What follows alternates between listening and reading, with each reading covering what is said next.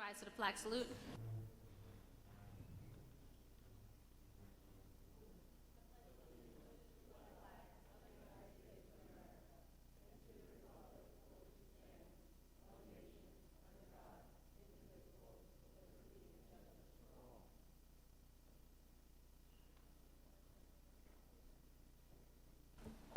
Good evening, Madam President. Good evening, everyone.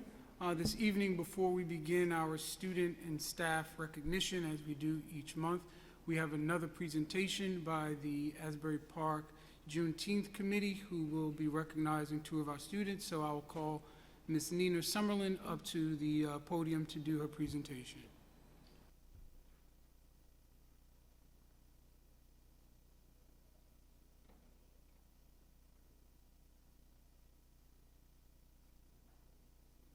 Good evening, everybody. My name is Nina Summerlin, and I am actually the coordinator for the planning committee for Juneteenth Day.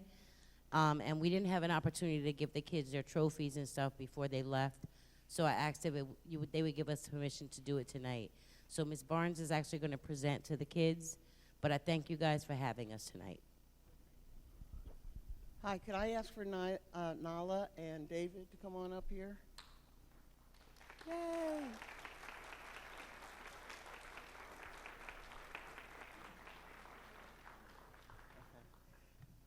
So Nala and David wrote two beautiful essays about what the Juneteenth holiday means to them, and also how they would have felt if they had been living in Galveston, Texas, when the news came that they were, slavery had been abolished. So they had good grade point averages.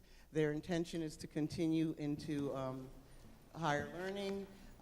I think you're going to Brooklyn, to what is it, what college? Long Island University. Long Island University. And David, tell them where you're going. Brookdale University. I'm trying to go to Rutgers for my master's. And he wants to be a lawyer. And you want to be a financial advisor. So we are so proud of them. They represent Asbury Park so beautifully. And I had David actually in fourth grade, and he was a wonderful student then, as he is now. So we want to present you with, in total, they'll be getting $1,000 each. Wow. Tonight. Wow. And I have to give, we did this, we initiated this with the Asbury Park Democratic Club, but Nina and the Juneteenth Planning Committee did an excellent job raising additional funds and making this happen and getting all the, bling bling crowns and sashes and trophies. So it really made it nice, and we had a beautiful day. So we'd like to present Nala, with this money. There's cash in there for you, as well as a gift card. And here's the trophy. And David, congratulations.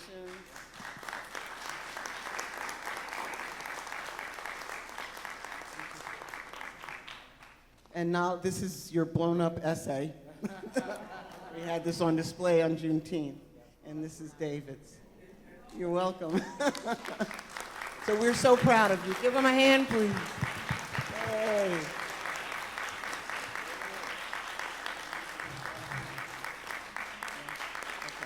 Thank you so much.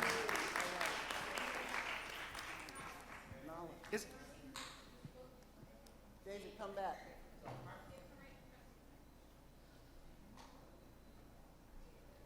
Madam President, You want the microphone back?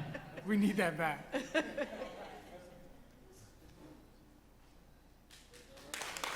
Let's give those students, and again, thank you to the committee for doing the selection as well as recognizing our students and providing those outstanding financial contributions to the students. We will begin our monthly student and staff recognition. So we'll start with Ms. Thea Jackson Byers, principal of Bradley Elementary School. Is your student here, Ms. Jackson? Is your student here? Student? No, is your staff? Is your staff member? Okay, well, you can do the staff. Do the staff. No, the student's not gonna make it, so you can accept them, so, all right. All right, Hello, everyone. At this time, go to the orange tape, invisible orange tape. I got you. Okay, I think I can make it happen. Okay. I think it was like right here, right? Okay. Okay, good evening, everyone. And happy June and happy last board meeting for the school year. At this time, we have our preschool student. The student's name was Ms. Andrew. Graduate, the teacher, Miss Archie, you can come up. Unfortunately, our preschool student, which was the student of the month, was not able to be here because they were sick, but Miss Archie still came, and we still wanted to accept in their behalf. So here you go, Miss Archie.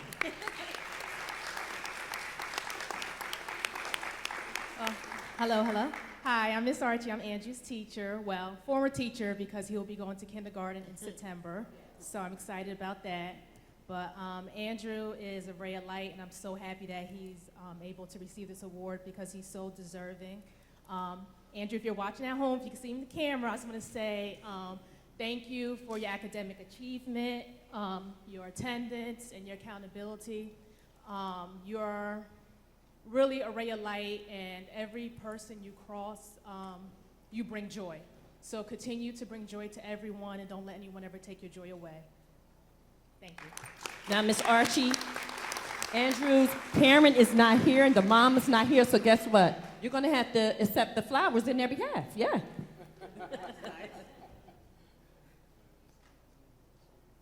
And thank you for being their teacher.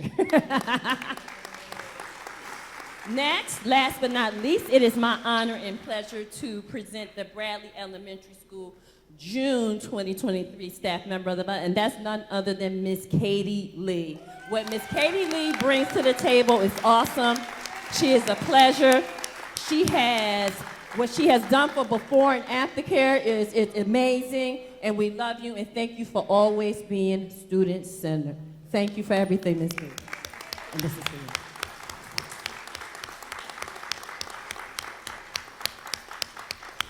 Thank you, Katie. You're welcome, Yes, Dr. you can Adams. pass that to Mr. Perry Medina, the principal of the MLK Upper Elementary. Is Gotcha. your student here, Mr. Medina? No.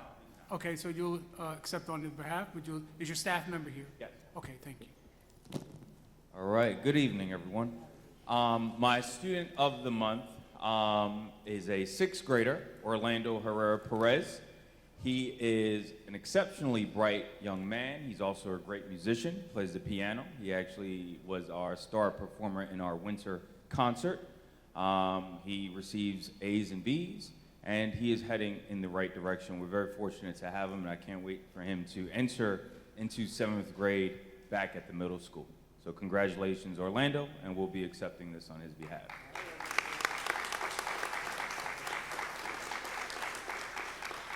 And for our staff member of the month, and I've made this has been a common theme at the end of each school year, but as we do a job and as we grow a little weary and tired, it takes a lot to kind of dig deep and finish off the year strong. And this teacher here has done that every single day she has shown up. I've worked with her for several years. She is an extraordinary good teacher, hard worker, leader, visionary, Miss Shelley Sanders.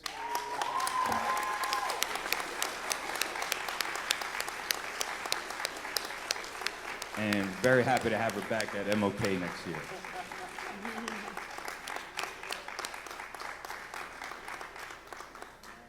Congratulations. We'll have Ms. O'Neill, the high school principal. Good evening. First, I'm recognizing our 7th and 8th grade student of the month. Similar to Mr. Medina, I recognize students and staff members this month who have made an impact all throughout the school year. This young woman just graduated 8th grade. She'll be going to 9th grade with us next year in the Dream Academy. She has served on the superintendent advisory since the beginning of the year and has tirelessly advocated for her grade. She's someone who is so strong and never afraid to speak up. We are recognizing Soraya Gadsden.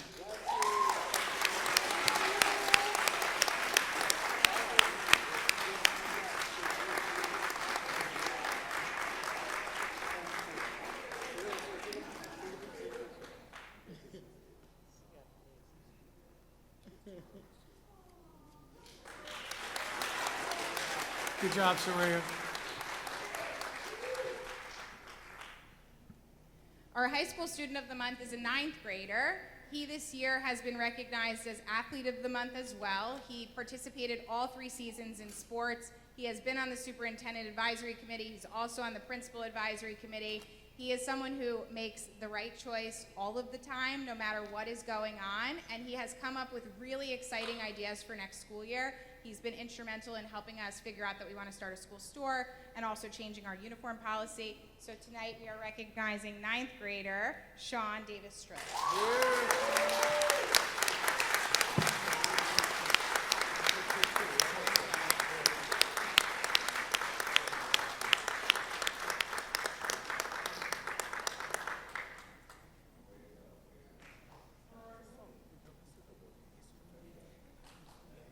Okay, last but not least, recognizing our staff member of the month. This person came to me not at the beginning of the school year, but came to me at the middle, right around January, when we were starting our Pathways to Graduation program.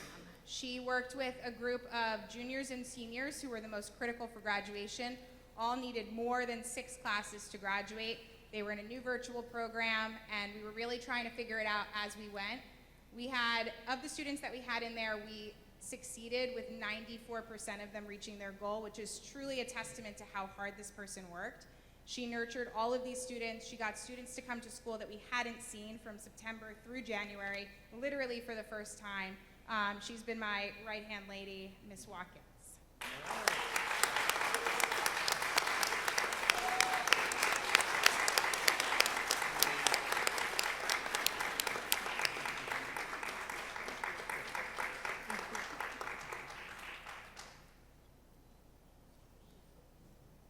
Congratulations.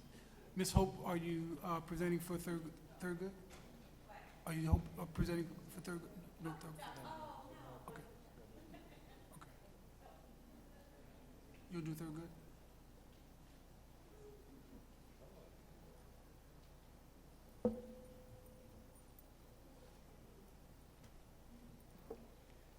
For Thurgood Marshall School, for June Student of the Month, they are recognizing Tyrone Sanders.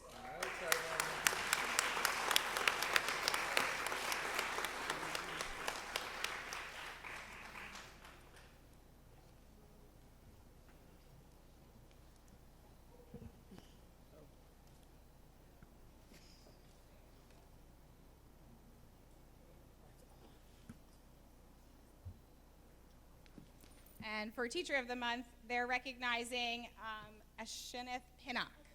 I'm sorry, I didn't want to mispronounce your name. Miss Pinnock. Congratulations, Miss Pinnock.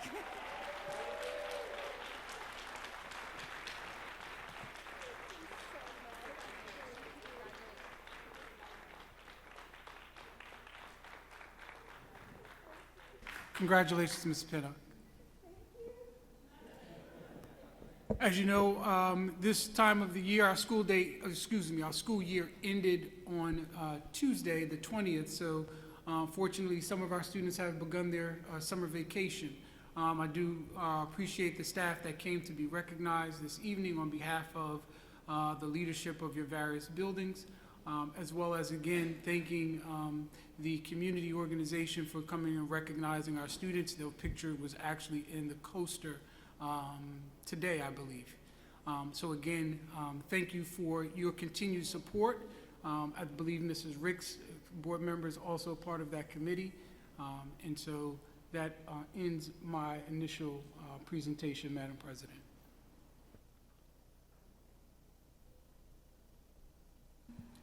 Congratulations to everyone. If you need a recap, APTV.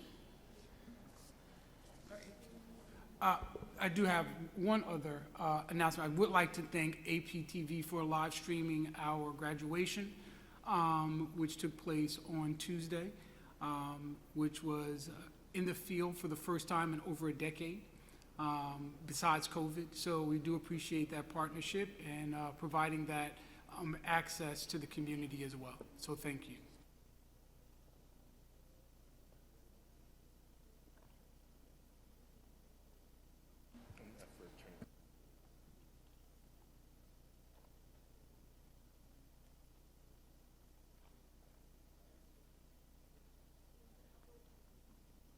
Dr. Adams, I just wanted to say something about the graduation ceremony, because it really, I mean, I've been on the board since 2017, and a few of the folks here were there. Never saw anything so like inspiring in terms of the kids and the students, just super enthusiastic, right? Very long keynote speech, but everybody stayed the course, and I thought it was just fantastic. So kudos to everybody that put it together. Did a fantastic job. I hope we do it at the stadium every year. Weather permitting. Weather permit. COVID permit.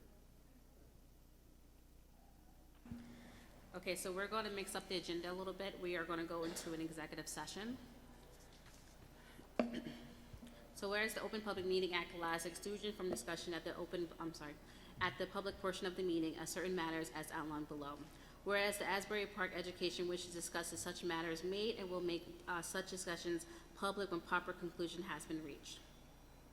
Now therefore that is resolved that Asbury Park Board of Education will hold a closed executive session on the date June 22nd, 2023 at the Asbury Park, New Jersey for the purpose outlined below, which is personnel matters and to receive attorney-client advice. All in favor?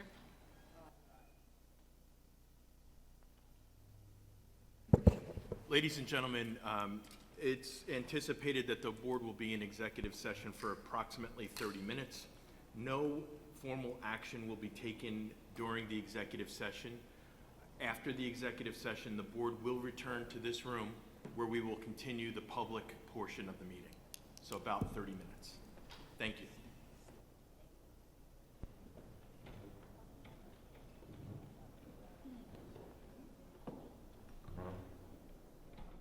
What we're going to do is a few of the committees did not meet this month, so we're just going to skip over a few and just go over to Dr. Penna. So I just wanted to say, because we had our committee meeting and we went over again the transgender student policy. It mirrors the guidelines provided by the state of New Jersey and by Strauss Esme, and I just wanted to say what's going on in Monmouth County at other board meetings when they are not following the guidelines. Here in Asbury Park, we fully support our transgender students, staff, faculty members, and we also support everyone in the LGBTQ plus AI community, and we always will. So thanks.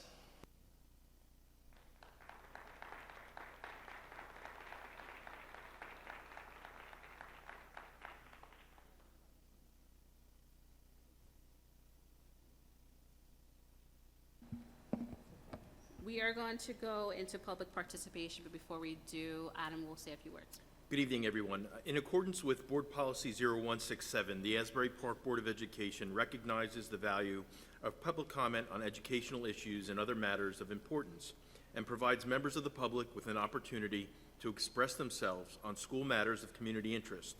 The public comment portion of the meeting is not a question and answer session, and all public comments shall be directed to the board president or the presiding officer of the meeting. Members of the public who wish to make public comments must be recognized by the board president and provide his or her name, municipality of residence, and group affiliation if applicable. All public comments shall be directed to the presiding officer and are limited to 3 minutes in duration. Members of the public who do not follow the foregoing rules and/or interfere with the orderly operation of the board meeting may be removed from the meeting. Thank you. At this time, we'll open up public participation, please.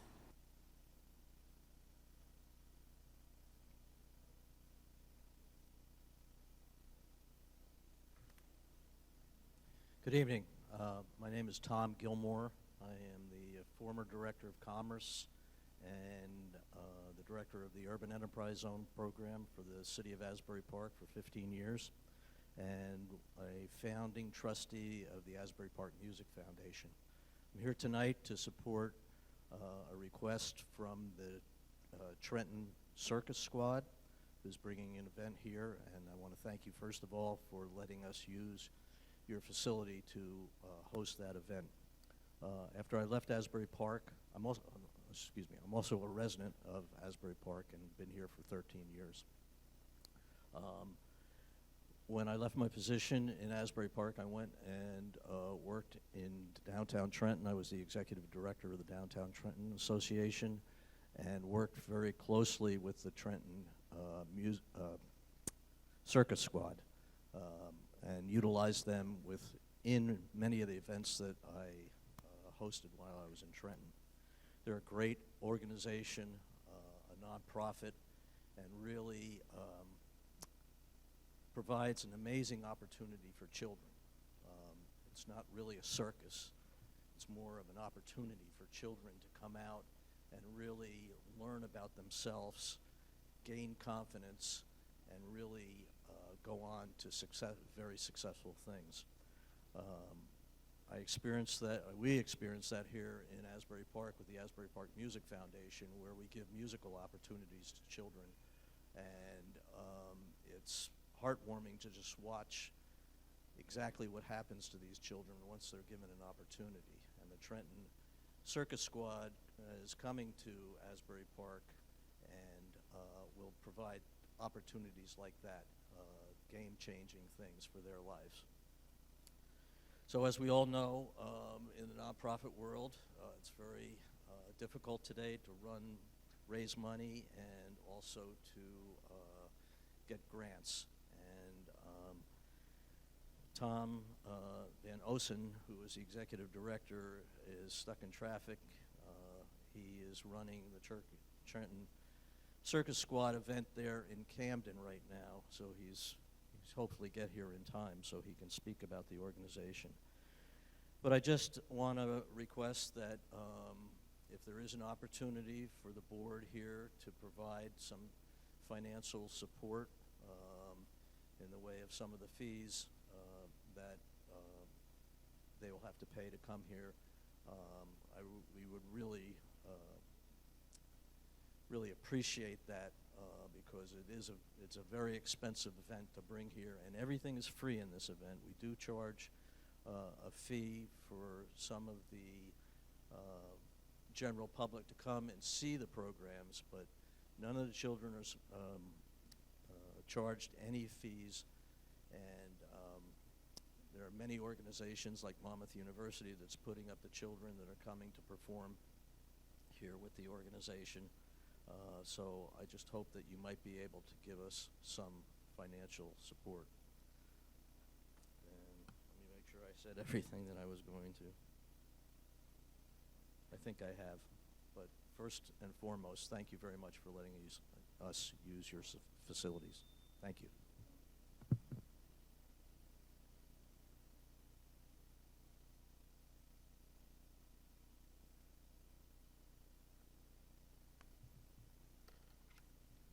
Good evening, Board President and members of the board. My name is Michael Charles Shapiro. I'm from a resident of Hamilton, and I come as a board member of the Trenton Circus Squad to ask that the board reconsider or reevaluate the significant custodial and rental fees that are being charged to our organization for our performances. As Tom mentioned, we're here from July 20th through July 30th for a series of performances and workshops for the area's youth and other members. You know, we're a small charitable organization, and we're at significant expense bringing our Big Top tent here to Asbury Park. The Big Top tent is it's a huge tent that's made actually by the same makers as the Cirque du Soleil tents. And we're very excited not only to put on performances with our performance troupe, but also to have youth come and join for our workshops during the week so they can, as Tom said, experience the joys of learning circus skills and really through that learn about pressing upon themselves their own boundaries and what they can do. I have 3 minutes, so I won't go into all of the studies, but they show that children who have after-school activities that are physical and mentally stimulating, like the Circus Squad, they're less truant from school. Their grades are better. They have better outcomes as far as attendance at college or professional training. And we want for this area's youth what we have in Trenton. And the only way we can do that is by bringing our squad here and by showing it in action. Now, the fees that we're being assessed are $15,525 for custodial fees and a $3,000 field rental fee. And I wanted to just talk about some of the concerns that were shared by Mr. Hastings with our executive director. First, I know that the squad asked for July 11th through July 30th, but performances or workshops are not being put on for that time, and so issues such as custodial waste or traffic are not a concern for that initial period. Our hope is that we'll be able to come straight from Camden to Asbury Park to leave certain materials here, but setup won't begin in earnest until potentially the 14th, 15th, maybe even the 16th, so that we're ready in time for our performances to begin on the 20th. Additionally, we're going to be responsible for bagging our own trash and waste. We would only need help with pickup. We understand that there's no facilities available in the neighboring school. We're going to be providing, as we always do, portable facilities for our own members as well as for any attendees at the performances or the workshops. You know, as Tom also mentioned, this is all free. We're not making any profit or even breaking even off of this event. You know, we're doing this out of our own resources in order to bring a benefit to the community of Asbury Park. We've had deep ties with this community, you know, in particular through the Lady of Mount Carmel, the Boys and Girls Club, the Sisters of Mercy. You know, we have demonstrated a dedication to this community in the hope that one day maybe there will be an Asbury Park Circus Squad. I'm happy to stay afterwards or to give my contact information so I could be reached to discuss this in any greater detail. Thank you.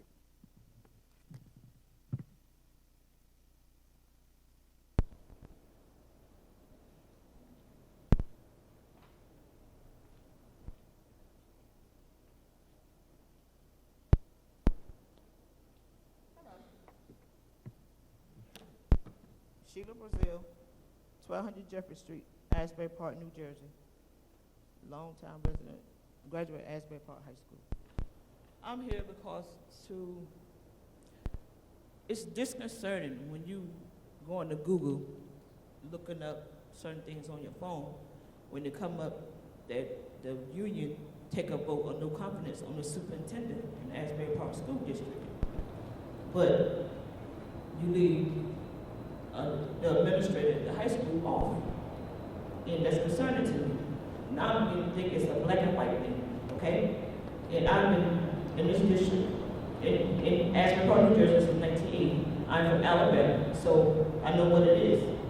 But, and it's very, like I said, it's very disconcerting. Dr. Adams, some of the stuff I say, yeah, you do better. But he's been in position for 2 years or less. But some of the people that come up to this podium has been in this district for 10 to 20 years.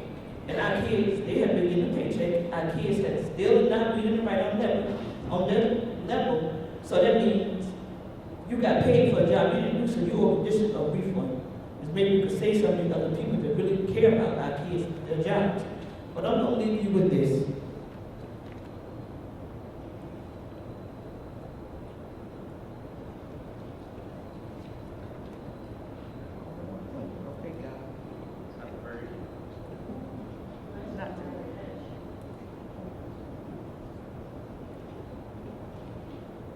Maximum volume. Y'all look. The video don't want to work.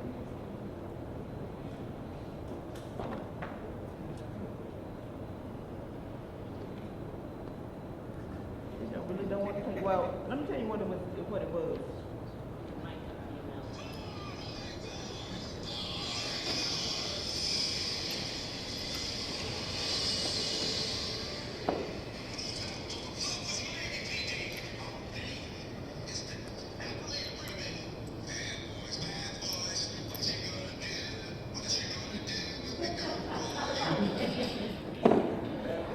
Okay.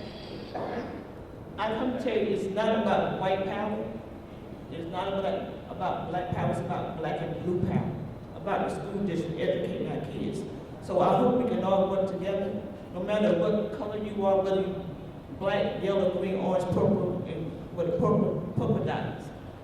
We need to come together as a community, because guess what? If we believe in God, He's the Father, we are related. So let's get our shit together and stop playing, educate our kids. You have a good night. It's not, you know who you are. I love you, but I love you. But God said I didn't have to like you, and I'm tired of it now.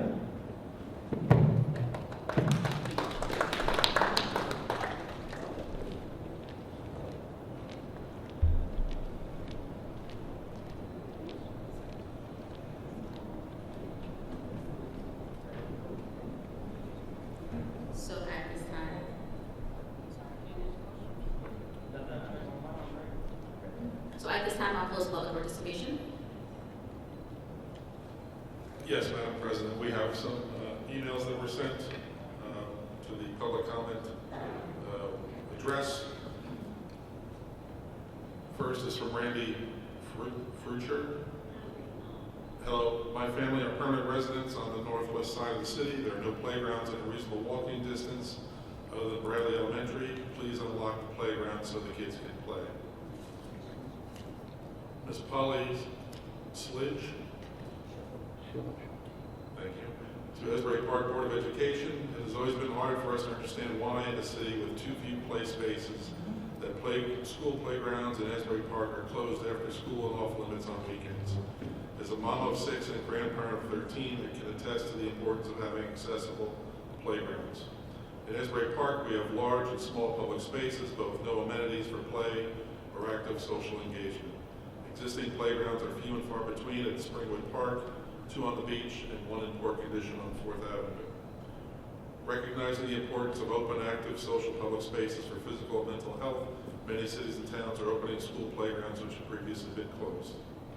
A recent story on NPR describes schoolyard openings and renovations in Philadelphia and other cities.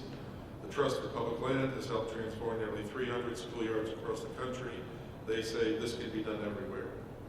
When school playgrounds are closed outside of school hours, kids get a message that they don't matter after school.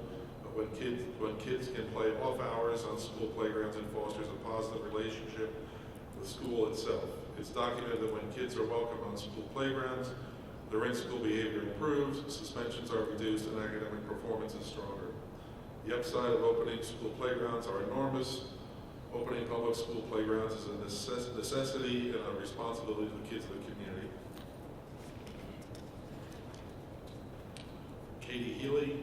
I'm a parent of 2 children in Asbury Park, one about to start at Bradley Elementary next year. I'm writing to request that the playgrounds at the public schools, elementary schools, and middle school remain open after school hours and on weekends. Kids are still accessing the playgrounds despite them being locked. They're just doing so unsafely by climbing the gate. Asbury kids deserve places to play that are familiar, safe, and accessible. Kathleen Mumma. Dear members of the Board of Ed, my husband and I are residents of Asbury Park, and we would like to see the recreation area adjacent to the high school open and unlocked for public use during daytime hours. Kids, teens, and adults in Asbury Park all need more safe outdoor spaces to play, exercise, and socialize. It's a shame that the track football field are kept locked, the basketball courts are in total disarray, and the tennis court on lakefront property is used as the Board of Ed's truck parking lot. Please consider opening these facilities to the public during daylight hours. It would be a wonderful asset for the community to access. Diana Patet. Dear AP School Board, I'm a resident of Asbury Park and have learned that the playgrounds at our schools are closed after hours and on weekends. Given the limited number of playgrounds and open space on the west side of town, it's vital for kids' mental and physical well-being to have these playgrounds open after hours and on weekends for them to enjoy, to get outside, be active, and play with other kids. Yes, there are 2 playgrounds at the beach, but they're a long walk from the west side, at least half an hour each way. Also, we residents pay for those playgrounds with our taxes and thus should be able to use them. They're part of the public good. I don't have children, but I'm a firm belief that the children of Asbury Park should have access to them. Please unlock them. Stephen Everick. Dear Board of Ed, as a longtime resident of Asbury Park, I feel we must do everything possible to provide a healthy recreational environment for our children. One simple step is to keep the playgrounds open, especially on weekends. The benefits are clear and it costs nothing. I'm especially interested in opening up the always locked playground at Barack Obama School. The school, of course, has been closed, so this beautiful playground is never used. Of course, I've heard various arguments for the padlocking, usually concerning some sort of liability. I do not agree with those arguments. For example, why is there an ungated playground at the corner of 4th and Hecht? If grounds maintenance is an issue, I am certain that organizations such as my Kiwanis Club of Asbury Park will step up to the task. Please consider this request. Michael Kushner, I'm writing to you with a question about why the school playgrounds are locked the majority of the week, except for school hours. Every time I've walked by these playgrounds after hours or on weekends, they are locked. Hardly a welcoming message to our children, and even more egregious in a city with a lack of public space devoted to kids. Can we please extend the hours of the playgrounds? This is Polly again from May. As a mom of 6 and a grandma of 13, I know how important it is that kids and families have a place to play and spaces for healthy, fun, social interaction. We have unused, underutilized resources throughout the city on our locked school playgrounds. Playgrounds in AP should be open outside of school hours, weekday afternoons, weekends, and holidays. Christina Wolf, as a resident of Asbury Park and a parent of a child who will, when old enough, attend Bradley Elementary, I would respectfully ask that the school playgrounds be kept unlocked and accessible dawn till dusk, as is the practice by towns, cities, and counties. This is also the practice of some other APSD facilities, fields, and courts. This would be a wonderful way to increase the use and enjoyment of these facilities and to ensure their costs provide maximum benefit to the greatest number of taxpayers. Contrary to BOE responses provided in the past, there should not be any liability prohibition to expanding the hours of use. Liability is managed through general liability insurance, which the school district already carries for its facilities. It is likely that dawn to dusk use of the facilities is already permitted under existing policy. Towns, cities, counties across the country manage this risk without issue by carrying a very readily available GL insurance product, including some CYA signage on their facilities. Finally, please note that the City of Asbury Park Master Plan is relying upon these locked playgrounds in its open space, lakes, parks, and recreation chapter. Please see section 5.9.2.2D, which states, the Southwest neighborhood is served by active recreation at the Barack Obama Elementary School and Martin Luther King Jr. Middle School. In some cases, capital has very recently been expended on these nearly brand new facilities, and they are permanently locked. Thank you for considering my request. Mike Kruzek, hello, I'm writing to request that the playgrounds at Bradley and Thurgood remain open after school hours and on weekends. Kids are still accessing the playgrounds despite them being locked. They're just doing so unsafely by climbing the gate. Asbury kids deserve places to play that are familiar, safe, and accessible. Mr. Fruchter, please open all playgrounds for use during weekends and off school hours. There are no playgrounds to walk to anywhere near where we live, near Bradley School. I pay taxes too. All children deserve access to play. Suzanne Marzucci, dear Asbury Board of Ed, Asbury is a unique community, a small city in the suburbs. As a parent of 2 young adults, I realize the importance of having a safe place to meet friends and play. When my daughters got to the age where they were old enough to be out and unsupervised, the first place they would go to meet friends was the neighborhood elementary school where a playground, basketball court, and soccer and ball fields were located. Children need green space to hang out and play. Asbury Park is becoming a city with limited public green space. Because of this fact, all public properties should be available for community use and should include public school properties. Mark Waters, dear Asbury Board of Ed members, I find it shameful and sad every time I pass a locked Asbury Park school playground. These public spaces should be filled with neighborhood kids having fun with others. Instead, we walk around our neighborhood and don't see kids outside because they don't have a common, familiar, reliable, and accessible play space to go to. Asbury Park should follow the lead of many communities around the country that have their playgrounds, gyms, and other recreational facilities open in the evenings and on weekends to encourage kids and parents to be healthy and active. Kerry Martin, please unlock the Asbury Park Public School playground so kids and families can use them after school, in evenings, on weekends, and during school breaks in the summer. Most families in Asbury Park live in apartments or houses with very little access to the outdoors. Playgrounds are a vital part of kids' mental and physical health. They also serve as places where kids and families socialize, get to know each other, and bridge communities. Playgrounds also need to be consistently open so that kids and families know that it's a familiar place to go to and that there will be other children playing there at the same time. I can't tell you how many times we have tried to visit Bradley Elementary playground with neighborhood friends and have been highly disappointed to find it locked. Children growing up in Asbury Park are going to remember being locked out of the opportunity to play, exercise, and socialize in their neighborhoods. Katie Healy, I'm writing to request the playgrounds at Bradley Elementary and Thurgood remain open after hours and on weekends. Kids are still accessing playgrounds despite them being locked. They're just doing so unsafely. Asbury kids deserve a place to play that's familiar, safe, and accessible. And finally, Majustice Murphy, To whom this concerns, I write this email to bring attention to the public playgrounds of Asbury Park and their current access. I am a Asbury Park native and former Asbury Park school student. I wish to address the state of our current playgrounds as a public comment and as means to help this community's parents find opportunities to be able to send their children to their local community's playgrounds without them being locked and restricted from access. May this comment be addressed and brought to the attention of the city in the following Board of Education and City Council meetings. Thank you. Madam President, those are some very defining letters about these playgrounds, you know.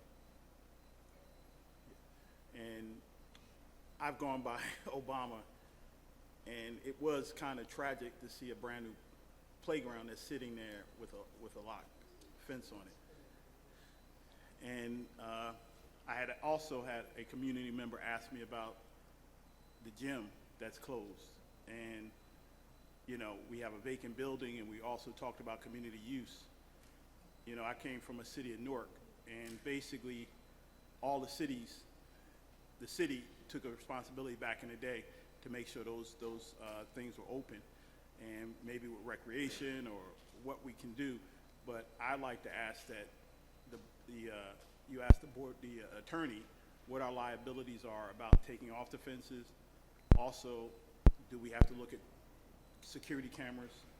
Do we have to look at what our liabilities and capacity of opening up these valuable spaces to the community, and what other towns are doing? And I understand, you know, those liabilities because there's parks. You know, the counties have parks, and maybe we also want to look at maybe partnering with the county to help us with resources to get these back open.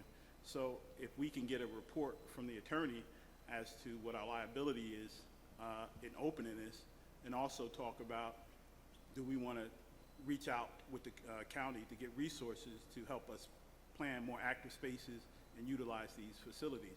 I think it is damning that we see beautiful playgrounds that we spent money on just sitting there abandoned. I just want to say, in regards to the playgrounds, I would say for predominantly the west side of Asbury Park, there's approximately 6 playgrounds.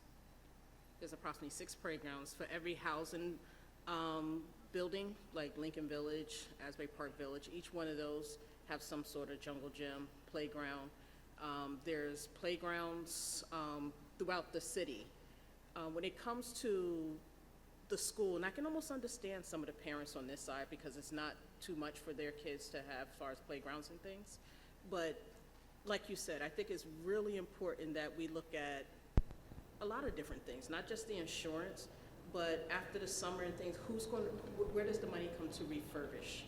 Does that become an issue when it's time to pay taxes and we say, well, now we have to put down new grounds. We have to replace fences from kids climbing them. You know, I just want people to be mindful of, you know, no one is saying no. It's just how does it affect everyone? The district, the budget, taxpayers, you know, and maybe this is something that maybe the city can look at, you know, getting a playground over here on the north side as, you know, families are growing on the north side. No, hold on, let me say something. Yeah, I don't know which one of y'all blitzed this playground thing, but this has been my stance from day one. Like, when I was growing up, there was playgrounds everywhere. There's basketball court in every school. High school, Thurgood Marshall, there's no courts anymore. And I'm telling you, that helped shape me into the man y'all see today. I was out of trouble, got to, you know what I mean, use my energy in positive ways, and it wasn't as much shootings and everything as there is now. Like now, before these kids are 18, they already got something, and you know, you see it. But like when we had a place where we can play, use our energy positively, and then you have adults in the community who was over there at these courts, they're teaching you, they're training you, you know, like everything just came full circle.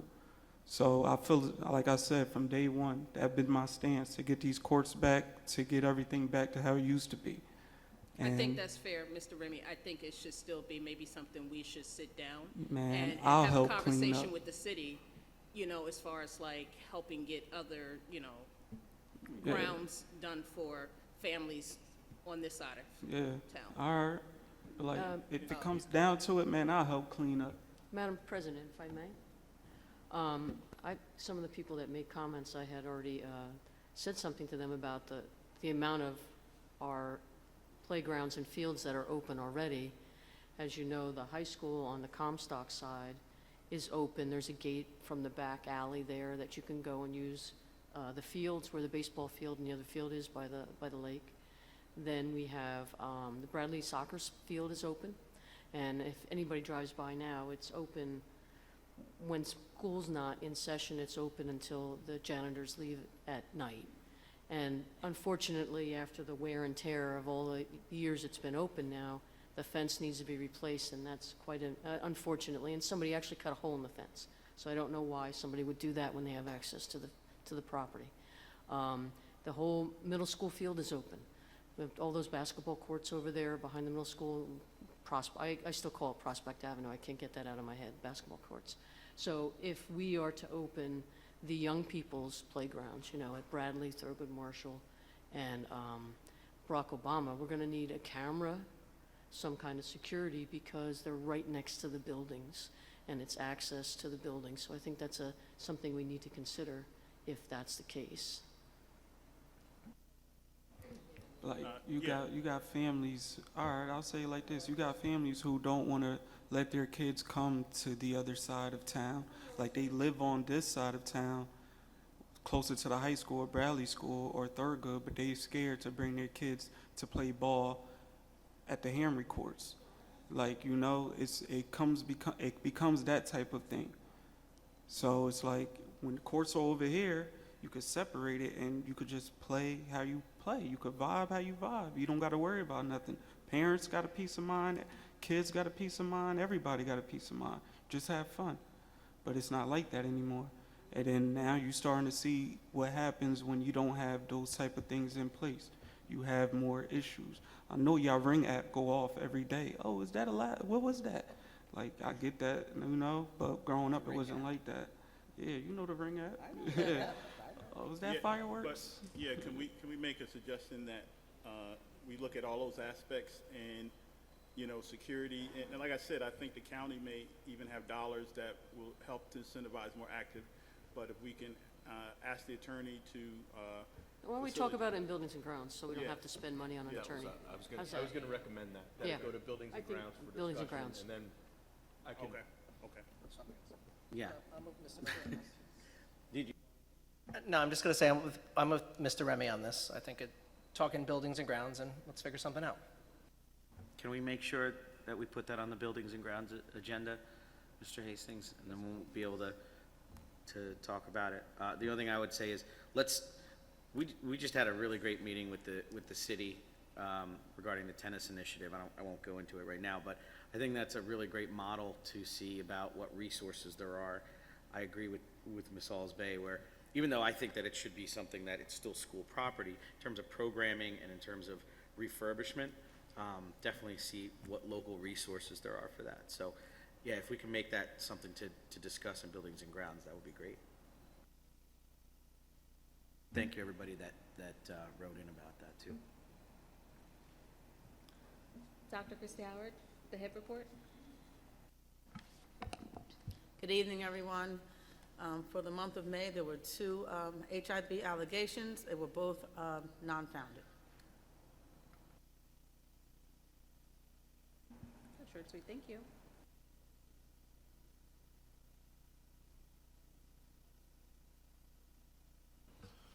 Could I have a motion on A2 for item 12A through D, the minutes? I'll move it. Second it. Moved by Ms. Lozinski, second by Ms. Cook. Any questions or comments? Ms. Lozinski? Yes. Ms. Cook? Mr. Grillo? Yeah. Dr. Penna? Yep. Mr. Remy? Yes. Ms. Ricks? Mr. Rogers? Yes. Ms. Halls Bay? Thank you. Motion carries. Oh, Madam President, may I interrupt just for 1 second? Before we start the agenda, I read today in the Coaster, and I wanted to congratulate the middle school soccer team for their championship. I didn't know if everybody knew. I saw it in the Coaster today. Nice big article about the middle school and their championship, so I wanted to congratulate them.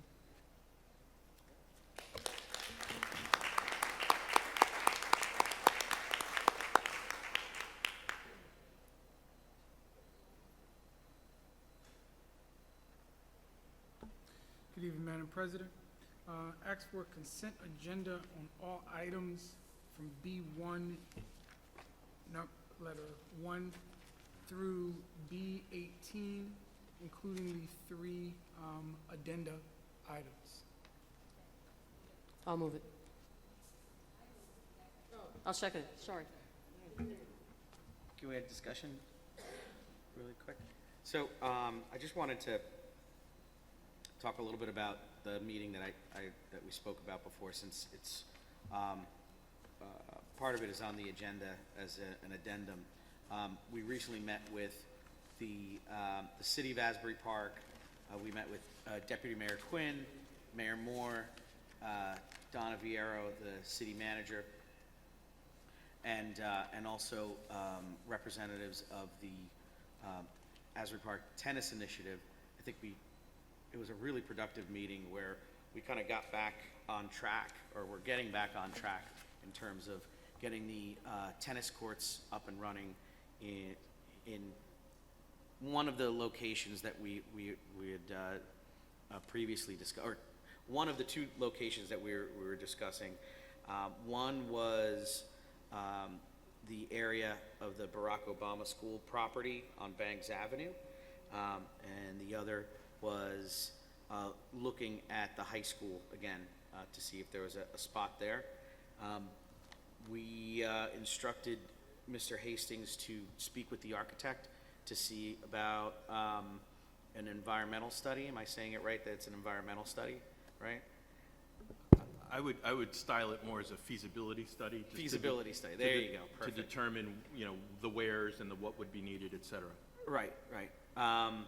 But yeah, I think once, and hopefully this will get the ball moving on getting some tennis courts and programming with the tennis courts for the kids in the community. And I'm really glad to see that that we're going to be, hopefully, if everyone votes on it, accepting this donation of $10,000 from the Asbury Park Tennis Initiative to kind of push forward with this feasibility study. So it looks like it would be 3 tennis courts at the Barack Obama School property.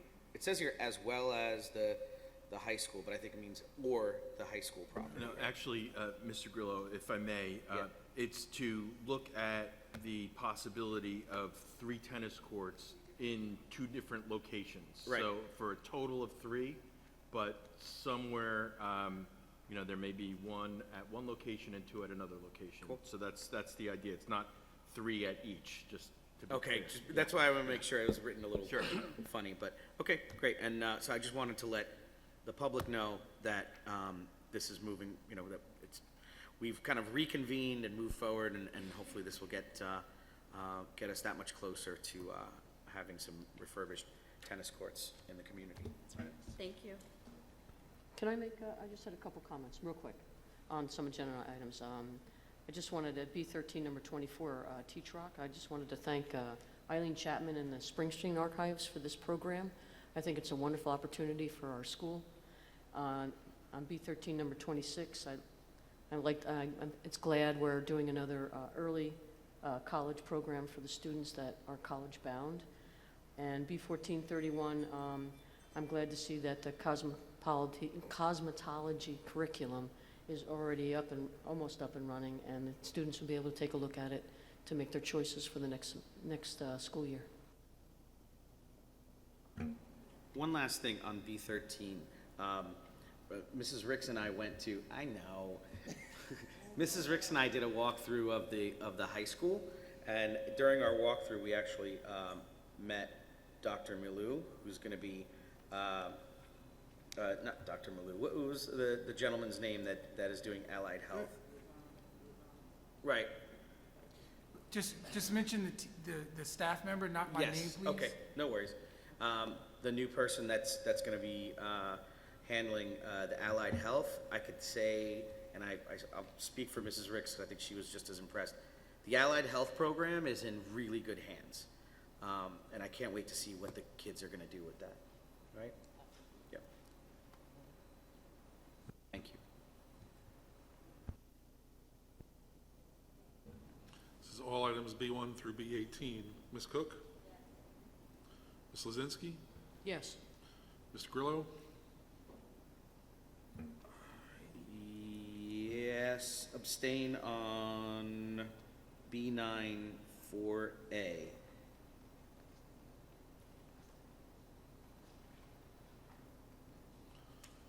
Dr. Penna? Yes. Mr. Remy? Yes. Ms. Ricks? Yes on everything, abstaining. Yes on everything, abstaining on B9, item number 2, B12, item 21. Thank you. Mr. Rogers? Yes, everything except for D6, number 2, and that's it. Is that an abstain? I've abstained on D6 everything too. except, yes. I'm sorry, I'm gonna abstain on that one as well, B6, number 2.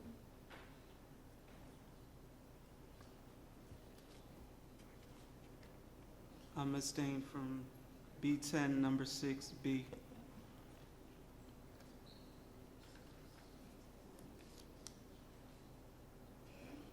Ms. Halsby? I know what that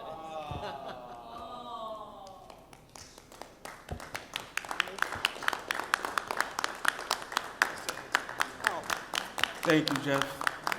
Thank you for everything. I forgot that was on the agenda. We're so sad. We wish you luck, though. Ms. Halsby? Thank you. Motion's carried. Madam President, just a moment of personal privilege. Ms. Ricks, your microphone. As you see on the agenda, we've been really working hard to sustain our academic programs. With the addition of the cosmetology program that went from actual theory to application to now hiring a staff member that will begin that program. From our initial surveys of our 8th graders going into 9th grade, we have about 40 students that are interested in the cosmetology program, which by far would be surpassing some of our longer-standing CTE programs that have been here going on 6 to 7 years. When we look at the sustainability of our allied health program, having 11 graduates this year, overcome some of the early obstacles. But I do want to thank the staff that chipped in, particularly the Black Nurses Alliance that came to the board meeting, that provided us some resources, which led to us having a physician come in to help support our students pass the rigorous assessment and exam, to actually hiring a chiropractor who will be overseeing that program moving forward. And again, the belief that all of our students are entitled to these type of programs, to our expanding our early enrollment programs with other universities, Fairleigh Dickinson, as well as in the final stages of our early enrollment program with NJIT through our engineering CTE. The other highlight this year is our overwhelming early enrollment of our pre-K students that you actually supported on this agenda. We are opening up 4 additional pre-K classrooms. And if you understand the dynamic of the pre-K enrollment, it is a year-to-year lease. It is a year-to-year contract with those families, from the 3-year-olds and 4-year-olds. So for well over 100+ families to sign up and renew their lease with us says that we are doing the right thing here. The additional rollover of our pre-K 4 students into our kindergarten classrooms is another indication that we are doing the right thing here, that our staff are working and that our programs, again, are exceptional. When you look at our full-day kindergarten offerings, again, a few years ago when I was overseeing registration, we had a lot of students that were in our pre-K programs who were not residents of Asbury Park, taking full advantage of a free full-day pre-K program. So we've cleaned up a lot of those things, but those families are committed to what we are offering here. And so when I thank you for supporting the staffing, our programs, and the direction in which our district is moving at a rapid but a consistent pace. And our families, when you think about 2 of our students that were awarded this evening, both of those students are very actively engaged in the Student Advisory Committee, and their voices have been impacted in terms of our uniform adjustment, in terms of the configuration, which is on our website. And that level of student advocacy is something that we will continue to promote. And so even those 2 students that came to the microphone early in the year with concerns about the law and public safety, we enrolled those students in a summer program with Harvard University. So all of the focus that we have had and that we continue to promote is being student-centered.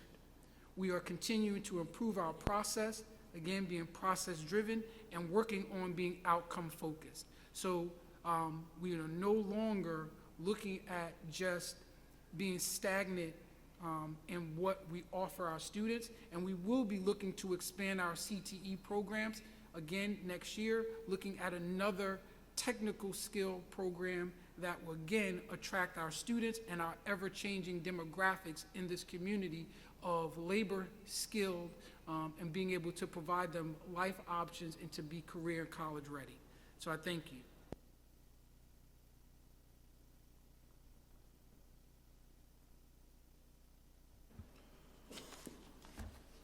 Madam President, I'd like to present the business agenda with one note that on page C11 at the top, we're going to make a correction to Substance Awareness Coordinator, HIB Coordinator. The coordinator is going to be changed to Specialist.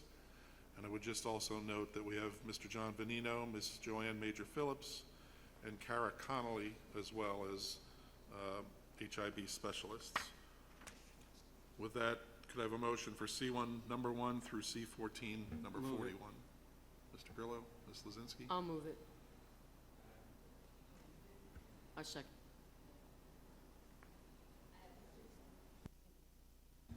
For item C1, number 4, letter A, how many days are they going to be using the facilities for? It's 19 days. A full 19 days. 19 days. The application is July 11th through July 30th, and I believe the gentleman mentioned that up until the 20th, it's some prep work. Then after the 20th through the 30th is actual events. So the tent's, so they'll erect the tent and everything on the 11th? You know what, I know we did discuss this in facilities, I mean buildings and grounds, Right.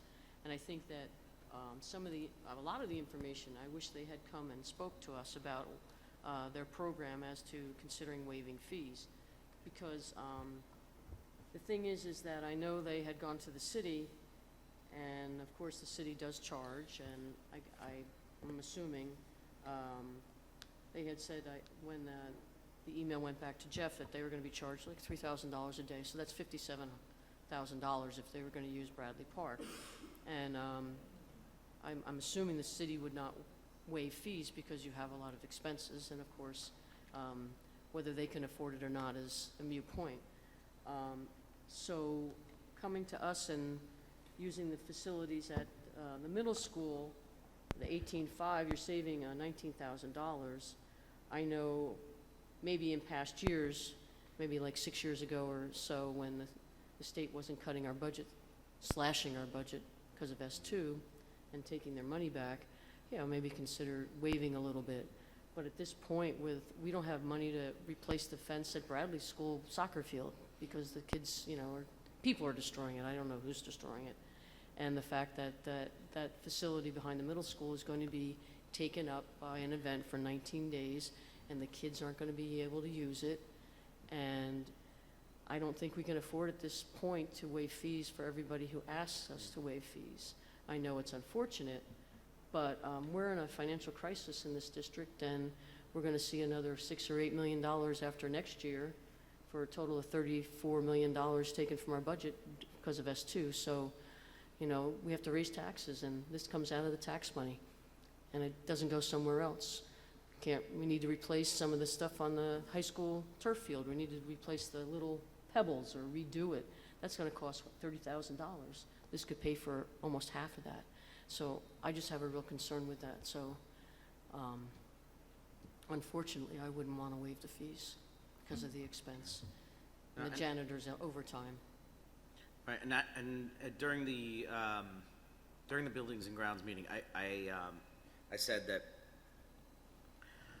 I could see, and especially now that I heard from the gentleman from the board of the Trenton Circus Squad, I'm okay because they seem to be to have a whole kind of mechanism in place in terms of cleaning everything up, and they're not going to be using the restrooms in the schools, which was something that we had talked about in Buildings and Grounds. We said, well, they're going to be using the restrooms and all that stuff and all that. But at the same time, I agree. Like we can't just waive everything. I mean, I'm partial to waiving just the $3,000. Also because it is a nonprofit, and maybe it comes from my experience as being a nonprofit professional for many years, and also because I read up on the program and the impact that it has on the kids. I'd like to see if we can vote, and I don't know how we'd be able to do it, but kind of bifurcate the two fees so we can vote yes on one and yes or no on one and yes or no on the others. Can we do that? Yeah, so since there's a motion on the table right now for all items, my suggestion would be that whoever made the motion rescind the motion, make a motion to approve everything with the exception of that one item. Right. And then for that one item, somebody should make a motion to approve whatever it is that you'd like to approve. So if it's just the fee being $15,000 and nothing further, just make that motion like that. And leave off the part that's not desirable for the board. The one thing I will say, though, and I'm sure this is already vetted through Mr. Hastings' office, is the certificate of insurance that names the Asbury Park School District as an additional insured is a non-negotiable as far as I'm concerned from a liability perspective. Sure. So that would be required no matter what. That should never be waived. But other than that, the board is at it, it's the board's pleasure. However you'd like to structure that approval, it's totally up to you. I mean, would I know we have to vote on it, but would the board be amenable, Madam President, to do that? Why don't you Hold on, try? hold on, but one question. I don't Madam feel like that's President, fair can- because Yeah. we don't waive the fees for the organizations that's here in town. Well, we do. All right. Yeah, I mean, we do. Joe, you have to rescind your vote. I rescind my motion. Thank you.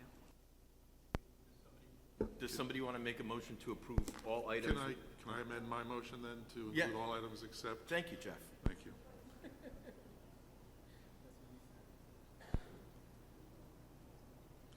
Could I have a motion for all items C1 through C14 except for C1 4A? Move it. Second.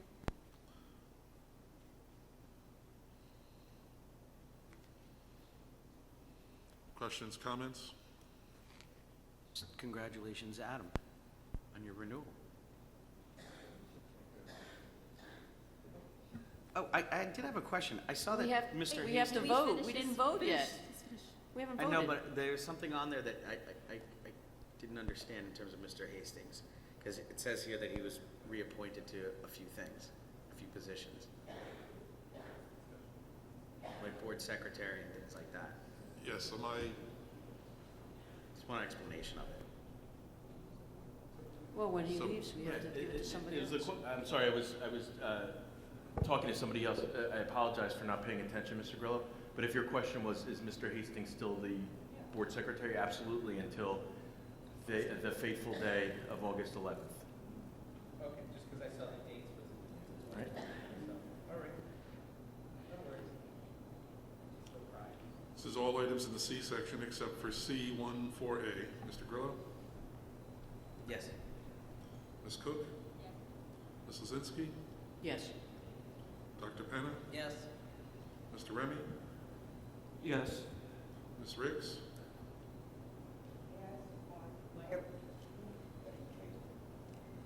Yes on everything, I'm voting no on C1,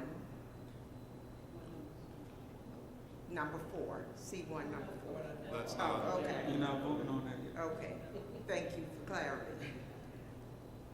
Abstaining on C5, item 11, abstaining on C4, item 9, and also abstaining on item 29 on C10 and C11. Thank you. Mr. Rogers? Yes on everything. Thank you. Ms. Osbey? Yes. Thank you. Motion's carried. I think at this point, would the board like to amend 4A?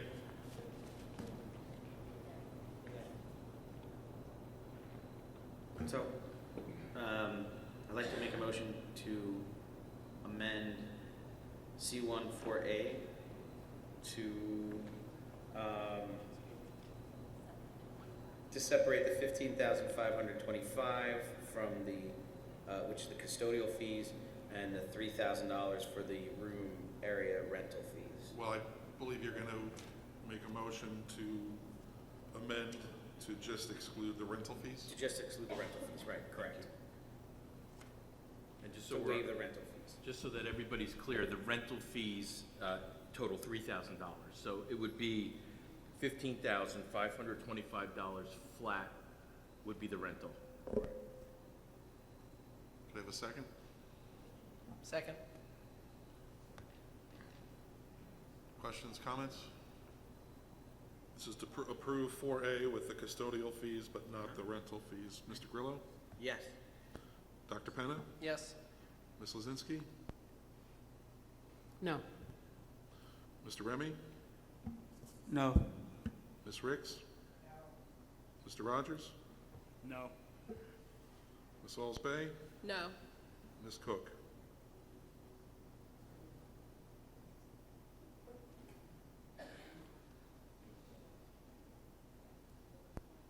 But I'm gonna have to go with no. Motion fails. Okay, with that, members of the board, because the motion failed, that essentially does not grant the Trenton Circus Squad the ability to use our facility at all. So to the extent that, no, the way that that motion was made was it would be $15,000, $15,525 flat, no custodial. That failed. So right now, there is no approval for the request, if I'm not Unless they mistaken. agree to pay the $18,525. Right, so there needs to then be another motion now. Right. If you actually want to have the Circus Squad come to Asbury Park, a motion needs to be made as it's written here, essentially. Right. I just want to make everybody aware, I want to make everybody aware that as of this moment, they're not coming, but now you're going to make a motion that they do come. I mean, I want them to come, so.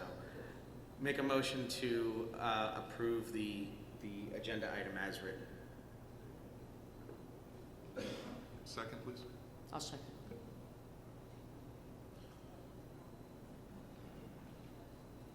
C14A as written, Mr. Grillo?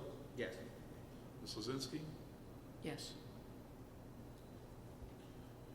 Dr. Penna? Yep. Mr. Remy? Wait, hold on. So if we say yes, that means we're waiving their fees No, and they can use it? no. We're just approving No, that they we have to want them pay to be the here. fees. Yeah. Oh, It's but the they'll have to original pay- resolution. Okay. All right, yeah, they could come, but they gotta pay. Excuse me, the original motion that you're voting on is the approval of the fee waiver. Also, it's the fee waiver, that's what we're, yeah. it's- No, wait a minute. I thought it was, Nah, it says to waive I'm facility changing fee. my vote to, what's the original? Oh, I'm mixed up now. It's, they can come, but we would waive their fees. No. They have to pay. So can I withdraw that motion, and I will I'll say it this way. Make a motion to approve the Trenton Circus Squad to come and have their event, but having to pay the fees that are stated, custodial and both custodial and rental fees. Second.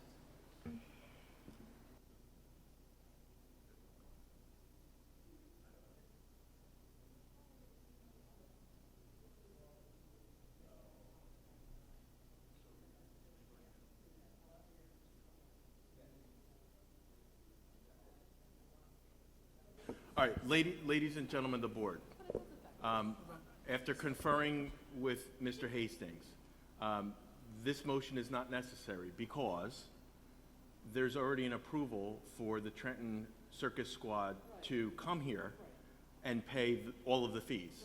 And so to the extent the board is not going to give them a discount, if you will, there's no action for the board to take right now. Does that make sense? Yes, stop mixing us up, Adam. I apologize profusely. You know, I'm going to abstain from that renewal.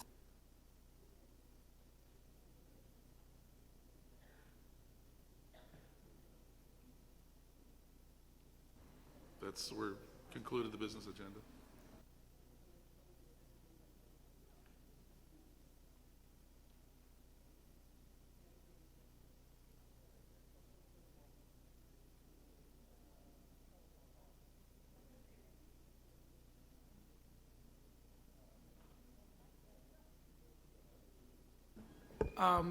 Board members, I wanted to make you aware of the item that I placed before you. It was the yearbook as well as the Animals We Love book from Mr. Paul and Ms. Carrera's class from Bradley Elementary School. Principal Jackson Byers wanted to present that to you all, so you have both the yearbook from Bradley Elementary School as well as the additional book as a culminating year activity. That's all.